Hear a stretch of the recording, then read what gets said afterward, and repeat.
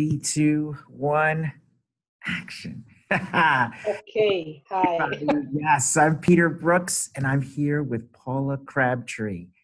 And Paula, tell me first of all, what is Google Garage? You worked for Google Garage or something? Okay, so I was fortunate enough last year. I live in the Midlands in the UK, and Google have this project called the Google Digital Garage, and essentially, where I've been involved with it in the UK. There are other ones in other parts of Europe, but essentially it's like a pop-up learning center project that Google have, and they are helping basically helping the UK fill the digital skills gap.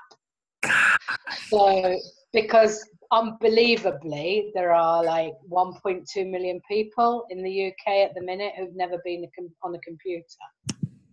Wow. That is it's immense, isn't it? You can't even get your head around that. Every time I've said that, I think, how can that in this day and age be possible? But it is.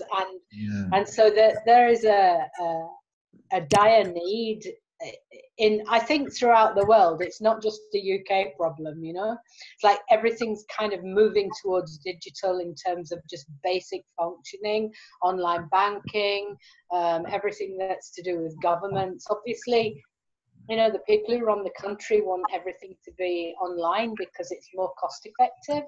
Yeah. And yet there are people in this country who can't use a PC, and therefore they're basically getting left behind. It's a bit like being illiterate in the 15th century. If you couldn't read a book, you didn't have access to information. Well, nowadays, if you can't operate on a computer and you don't know just the basics, you're not going to function in the world.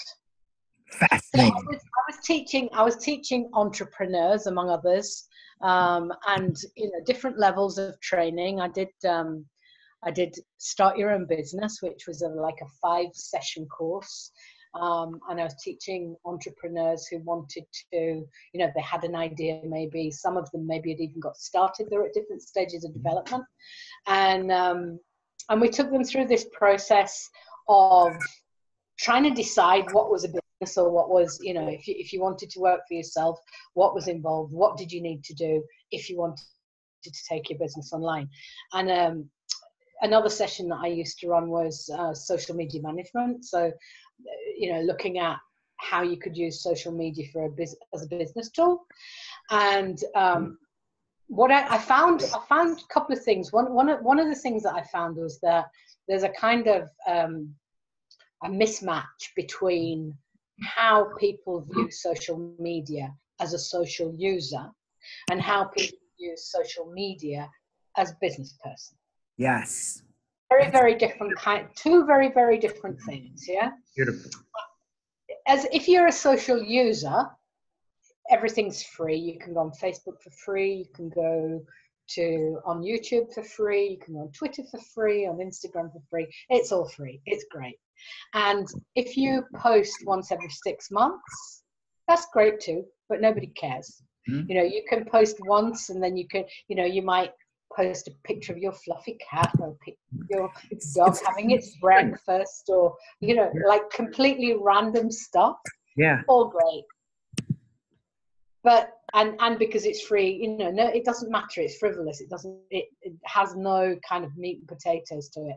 If you're trying to run a business using social media, then it becomes a planning game, and you need to understand that social media is not really free for people who are involved in trying to use social media as a business tool, because social media are marketplaces.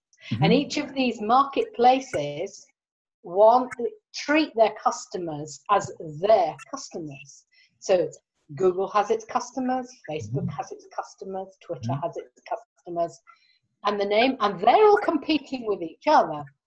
So, for example, before you could use hashtags to follow a conversation on Twitter, and so Instagram then brought that into their portfolio of services and products, so that you can now do that on Instagram. So these platforms are all looking at what each other are doing and making their own platforms better as a result. Mhm. And the fact that, there's great saying, which is fish where the fish are. So that, yeah, fish where the fish are. And if your fish happen to be on Facebook, that's where you're going to go fishing. If they're on LinkedIn, then that's where you're going to go fishing. But none of that really is free, because all of this free for social users is being paid for by ads. That's right. That's right. That's right. Right. So these platforms, which are free to use as a social user, are paid marketplaces for a business user. Mhm. And that was one of the major things that I spent a lot of time kind of changing that I think mindset. you're right. I think you're right. And I think fundamentally, when you look at what Facebook is, it's basically an experience. Of course it is, yeah. There's nothing really you can take from it other than that you've done it. Well, the point about it is that Facebook is for the users who use Facebook. It's a place to hang out. It's a place to do fun stuff. It's like a social online playground, yeah. And if you're interested in cricket, that's what you talk about. If you're interested in golf, that's what you talk about. And so the reason that Facebook is useful to businesses is that everybody in these different segments is congregating on Facebook. Yes. So go and you put your adverts in places where your audience is hanging out, basically. You know exactly where they are. Exactly. They're easy to find. They're easy to target, because Facebook has given you all these tools, which is why you have to pay for them, of course. And the big difference between like now and the 1990s is that you don't actually have to have that much money to get going. Mm-hmm. So it isn't totally free, but it isn't hugely expensive either initially. So it does actually, it's leveled the playing ground for a lot of people, in sense of you don't have to have multi-million-dollar marketing Right. To get in the game. Yeah. get going. You can get going with relatively little money. But you do have to understand that there is some cost, because Facebook, not only Facebook, all of these different platforms, they're all financing this free usage through business ad spend. Mm-hmm. So, that was one of the first things that I came across when I was kind of working in the garage with people who were wanting to learn how to run their own businesses and how to use social media as a business tool. No? And tell me this, what was your role at the garage? Or I was training and coaching. So I have a training background. So my background is in training and you were educating. Yeah, I was, and coaching. So I was doing one-to-one work, one-to-group work. So depending on, sometimes you'd be 6 people, sometimes there'd be 20 people, sometimes there'd be 30 people. It depends how there were certain courses that were very popular and other ones that were, depending on what it was you were teaching. So I was training and coaching, doing one-to-ones, taking people through their their plans, doing a lot of strategy work, doing a lot of branding work. It just depended what that person was trying to do and where they were at on their journey. And you didn't have that much time, so you kind of figure out pretty quickly where they were. Wow, what a fabulous career. I mean, you were like a surgeon or an emergency room, a triage for people that needed to get their feet on the ground. You know what I mean? To get back on their feet again and stuff. Basically. Yeah. I mean, some people, because you get, when you're in, it's the scenario is it's like a pop-up shop. So you're on the high street and you basically, whoever comes through the door, so you're dealing with all sorts of different kinds of people. Some of them were looking for work. Some of them had been made redundant. Some of them had already functioning, very successful businesses and wanted to take it to the next level. Some of them were running more than one business. Some of them had a job in a business. It's like very, very broad range of different people. Yeah. And how did you help them? Well, I mean, basically, depending on what it was what the problem that they had was. So for example, if somebody came in and said, I want to work for myself, and some of them had an idea, some of them didn't. I had a guy who came in who wanted to set up personal tutoring within schools, sort of to do with emotional education and whatever. And I sat there and kind of built a strategy for him. And essentially he just thought, oh, this is great, because he was able to see where he could take it, because it's all about building blocks. It's about building blocks. You know, it's like you have to start with a vision and a concept. And I think one of the things, I was taking some notes about, you know, you've got to, and business and jobs. Yeah, when you have that vision, you have to build the bridge to get there, kind of by block. Exactly. But the point about it is that a lot of people start off they start off with a mentality that says, I'm not saying this is everybody, but some people, they think, I want to go into business because I want to make money. Yeah, you know, that's the idea of making money in business. But I think you have to have a vision of who you want to help. Whose problem do you want to solve? And I think you really need to want to help the people that you're trying to get into business with. Because you'll really give your best effort. Exactly. Because what you give is what you get back. And so in a sense, you know, you have to really care about your customers. And the other thing that I think you need to kind of think about is how to solve people's problems.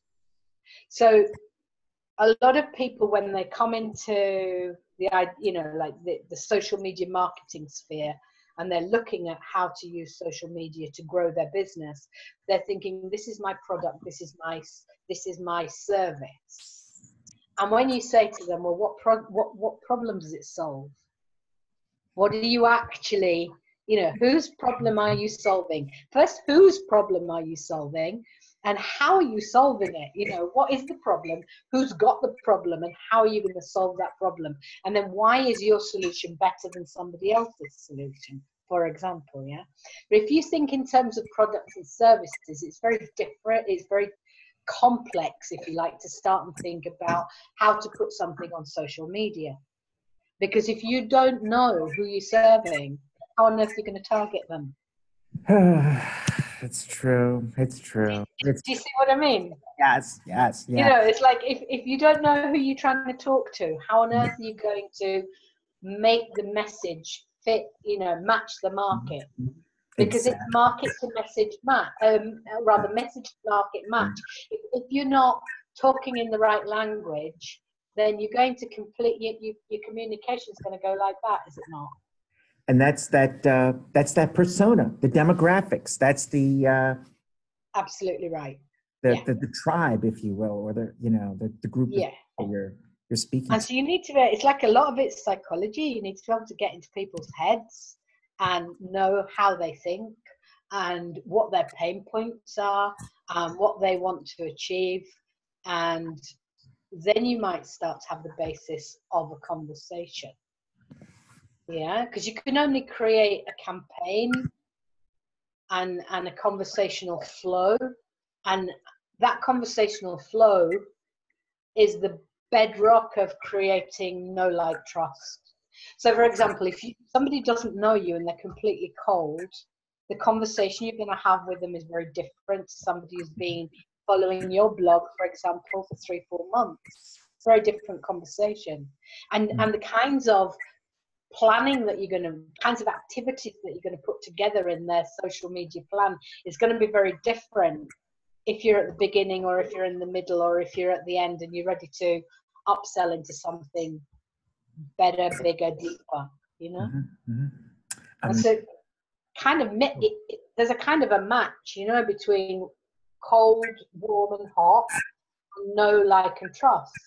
So know and cold go together, warm and like go together, and hot and trust go together.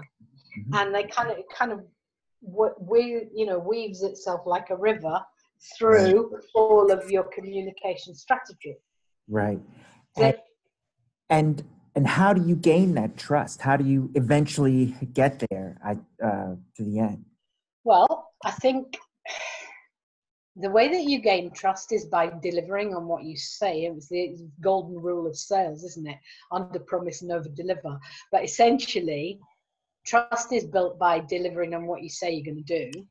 So, for example, if you say your product is going to do X, Y, Z, it had better do X, Y, Z, because otherwise people say, I bought this thing and it was rubbish. And the problem with social media for business nowadays is that it's kind of turned the power equation on its head, because in the 90s brands used to dictate. They would be able to dictate to their customers what the conversation was going to be, how it was going to go, what they were offering, etc. Whereas nowadays, if I want to buy a new pair of sneakers, I'm going to go and ask my mate which brand she thinks is the best brand of sneakers to buy.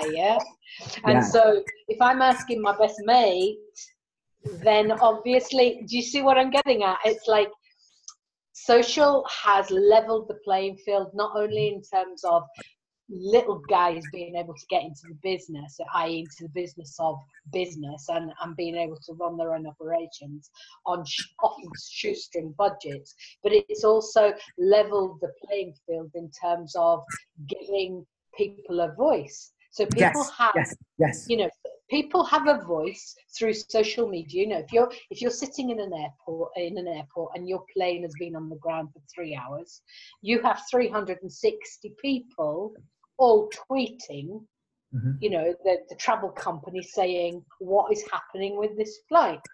And because it's so immediate, they get an immediate response. Right. So it's a kind of a two-way street. It's a two-way street. You know, customers are using it sometimes to complain, and sometimes, you know, they'll be shouting at the companies saying this isn't right and get it fixed. And other times the companies will be using those same channels to alleviate situations where they've had, you know, to go to damage limitation and reputation limit, you know, damage reputation. Control. If they've got themselves into a fix, they can effectively use those channels to kind of bring all that down so that, you know, they don't end up completely ruined. But it has given, you know, people, the common person, an almost equal stand with a large media company. I mean, in terms of absolutely, and that kind of thing. So what you did was you showed people how to leverage that new phenomena in our civilization to get them either to start a business or to get them a job. Yeah, well, exactly. I mean, basically, like, if you want a business, then A, don't believe it's free, because it isn't. And B, it's all about, you know, all of these are great tools, they're great communication tools, but you need a strategy. You need to plan, and you need to know who you want to talk to, what you want to talk to them about, where that customer is on their journey, and how you're going to guide them through this process from don't know you, therefore don't like you, don't trust you, to know you, like you, trust you, cold, warm, hot. You know, it's like it's guiding them through a process. It's a bit like dating. I think on one of your blogs it said something, are we dating or are we married?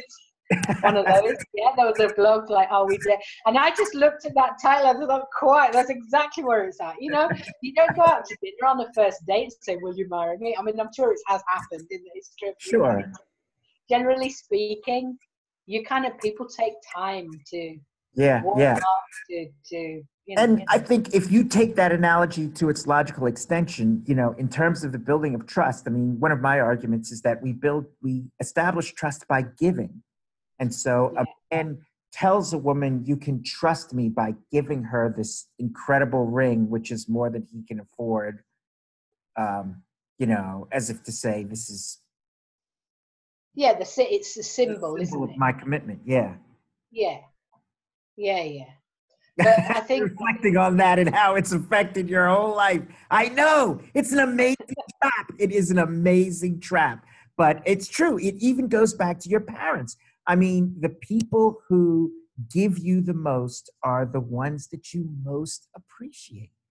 That's right. indebted to them. You trust them. You have to, because That's right. they're vested in you, you know?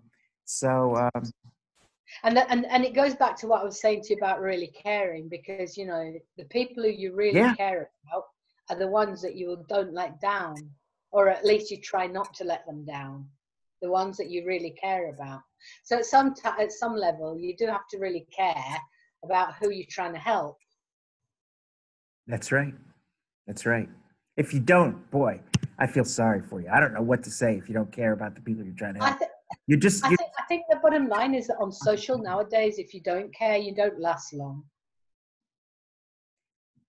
yeah, because you don't have a very long shelf life anymore. You know, yeah. it's like it's almost like living in a little global village where everybody knows absolutely everything that's going on. You Ah, know, that is the true. internet has created a global village, hasn't it? So And it's, everybody gossips on Twitter. yeah. Do you know what I mean? It's like all the gossips on Twitter, and then it's just, and it, because it's instant, you don't have a very long time span, because things just come out of the woodwork in about 3 seconds. And if you care too much, you don't make any money. Well, you But mean if you yeah, I mean give away the it's farm. You know what I mean? You care too much about people and yeah, you don't approach yeah. a business person. But one of the things that I know you learned and you talked about from your experience with Google Garage is the mindset and the fact that so many people walk into the entrepreneurial journey uncertain if they are, as you put it, keeping a job or starting a business. Um, That was the other thing, yeah. yeah, can you talk a little bit about that, where people are in that and what you advise them to get through that? Because it's a briar patch. It really is. 'Cause Well, you I think a things, lot of people in yeah. you said the other day, like, was you defined job as being just over broke, Yeah. which I think actually is I think there's a lot of truth in that today, in nowadays, because you know people work very long hours for reasonably not very high wages in lots of ways, you know, and so I Mhm. think everybody's looking to grow their economy, their own personal economy, and everybody's got side gigs going on because they can, because of the internet and whatever. Um, but I think in terms of mindset, I once I heard this quote. I wrote it down, so I'm going to read it to you. And it says, "If you don't go after your dreams, someone else will pay you to help them go after theirs." Wow. Wow. And I think essentially for me, Wow. that is the difference between having a business and having a job. So it lies in ownership and self-belief and responsibility, as in the ability to respond. Mhm. And I think when you're in a job, people kind of tend to, I mean, these are huge generalizations. I'm not saying that everybody's like this, but you know, let's just say if you're in a job, there's a certain amount of predictability about a job. There's a certain amount of stability and safety, Mhm. although everybody knows that employment isn't anywhere near as safe as it was. Mhm. But essentially, if you're in a job, you know that you've got this amount of money coming in every month. Your bills are going to be met. Your needs are going to be met, provided you know, turn up and do your job every day and you do it well.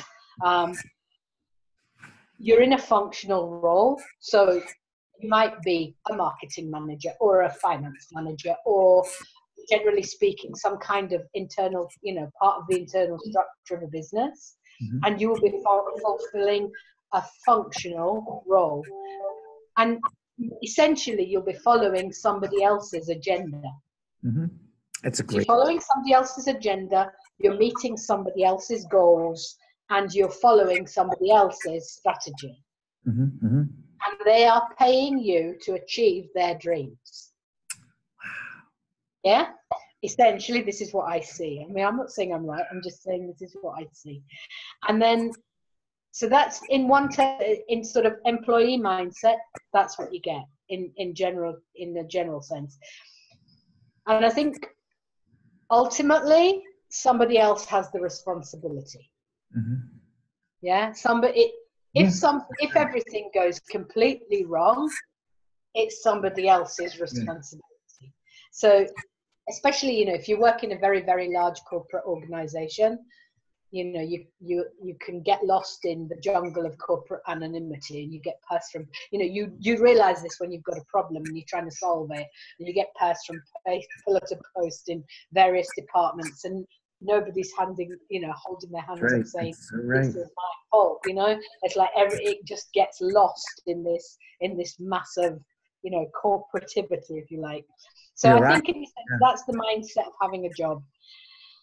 If we go to the other side of it, the mindset of having a business is that you don't have any limitations. You've got nobody is there saying to you, this is what you have to do.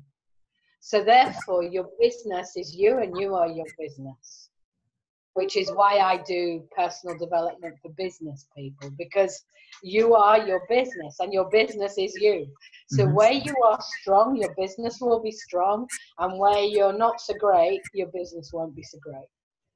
So essentially, if you're working for yourself by building a business, you're working to serve others, but you have 100% of the responsibility of whether or not that business succeeds or fails. And you're living in the world of pure potential. Everything is fired by pure potential. So for example, if you say, well, I want a job, but I think that work is created, people who can go and get jobs can go and get jobs because of people who decided they were going to be entrepreneurs. That's right. Brilliant. You see? Right. So somebody somewhere is creating work every day. And the difference between having a job and being an entrepreneur is you create your own work. That's what you're doing, creating labor. Yeah. You're creating your own project, and you do that on the basis of a vision. And you must have some kind of picture in your head about what it is you're trying to achieve. Amazing. Because I know we're not sort of talking directly about Bill Joel, but if you look at what Eric Salgado set out to do and what he is actually achieving, he's achieving it because he had the vision. Absolutely. He had a really clear picture in his head of what it was he wanted to achieve. And then he said, okay, well, how do I go about achieving that? How do I get this set in motion? And go ahead. Yeah, I mean, I don't think there's any easy route in life. It's like, if you have a job, you have problems. If you have a business, you have problems. Problems are part and parcel of life. You're never going to get to a situation where there aren't any problems, because I always say to people, if you've got the problem, it's because you've got the solution. Because you wouldn't have the problem if you didn't have the solution. True. It's true. We've already, moved beyond that. Now, go back to the other thing. I mean, because you talked about it. From your experience with Google Garage and helping entrepreneurs in terms of mindset and psychology and planning and strategy, and I mean, one quick question about how long did it take you to plan out the tutoring emotional intelligence thing that you referenced earlier? That's a completely different ball game, because that I've been doing since 1996. So that was a completely different business. And the emotional awareness stuff is on, I trained health professionals for 15 years in a particular product to do with emotional intelligence. But if I came to you and I said I wanted to be a tutor and help parents with the emotional intelligence of their children, and I wanted to set up a business, about how long would it take for you to plan out the strategy and stuff as you described? To plan out a structure, not that long. To actually learn the language, probably about at least 9 months, I would have said. And in 9 months, where will you be? Where would a person be? Where would I be, hypothetically? What I teach people to do is to translate everyday speech into the emotional drivers. So, for example, somebody might say, I'm not even gonna get involved in that because there's no point, because nothing changes in the world and there's absolutely no point in getting off my backside and doing anything about it. Mm-hmm. And that I translate into a particular frequency, which is to do with apathy. So what I actually teach people is to understand where people are coming from. It's Right. like, I always say to people, it's like grouting. You know, if you go into a bathroom, you think, oh my goodness, aren't those tiles beautiful? And you don't even see the grouting, but the grouting is what makes the tiles hang on the wall. You see where I'm going? You know, Yeah. it's like, so I deal with grouting. It's like I deal with all the underpinnings of stuff that drive people forward or not. Right. Or hold them together. Yeah, exactly. It's like hold them together, or if the grouting's not great, they fall off the wall. But suppose I had come to you and that was my business plan, my business idea. I was going to do tutoring for kids in mathematics or whatever. Yeah. About how long would it take for you to come up with a strategy or a plan like the one you described for my business? For business, it takes about, Not very long. yeah, a couple hours. Not very long. I mean, it's like it's really simple in terms of questions. It's like, who do you want to talk to? What's your vision in your head? How do you want to contribute? Because that's really important. You know, it's like knowing how you want to contribute to the bigger picture is the driver that will keep you going when you get stuck at 3 a.m. So that's a really important process. And once you know who you want to talk to and what you want to talk to them about, then you figure out where are they hanging out, how do you create the community, what conversations are you going to have with them, what thread. You weave together a series of strands that produce a fabric. Wow. Does that make sense? It's So it's beautiful. like you're weaving together the who, the what, the where, the why, and the when. Mm-hmm. Beautiful. Beautiful. Now, and all right, last question. So, based on your experience with Google Garage and what you've learned about mindset and psychology and getting people online and stuff, reflect on Builderall for me. You mentioned Builderall before, and this really excites you a great deal. Why is that? It does. Well, I'll give you an example, a really concrete example. I had a conversation yesterday with a lady who was asking me about Builderall, and she says, I don't know which of these packages to choose, and I don't know whether to. She's a person with not a lot of knowledge, and I said to her, imagine you buy a mobile home, which is your domain, okay? You buy a mobile home, and then you can park that mobile home wherever you like. Okay, you can park it on a piece of abandoned land, or you can go and park it in the middle of a fun fair.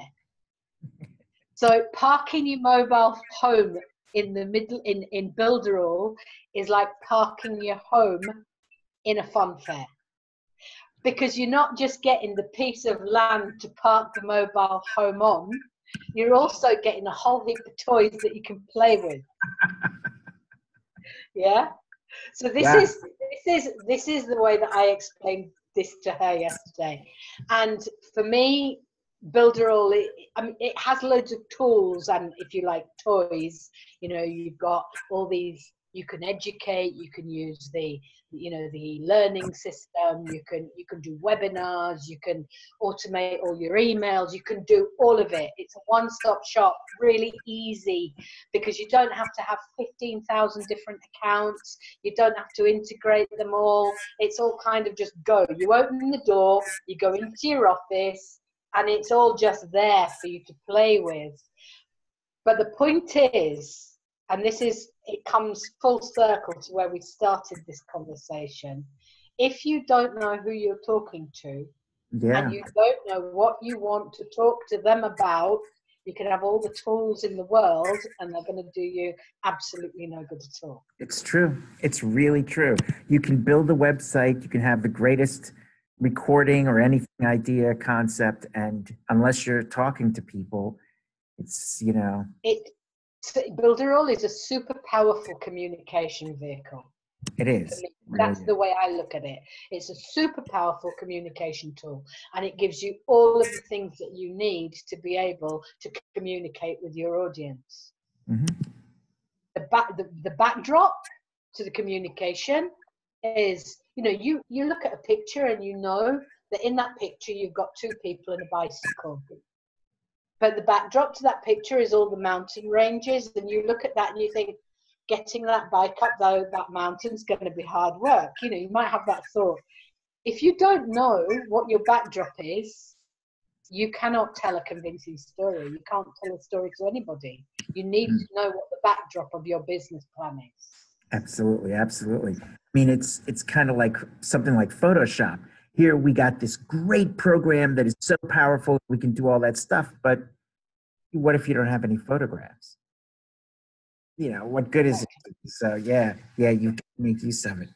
Wow, this was incredible. I mean, any final thoughts about mindset and personal development that you might have for the audience, for people thinking about becoming entrepreneurs who have lost their job? I mean, gosh, just some of the scenarios that people are in right now, in terms of being replaced and by people that are half their age and all of that. It's I think the bottom line, Peter, is that you've just got to believe in yourself. You have to get yourself to a place where you think, I can actually do this.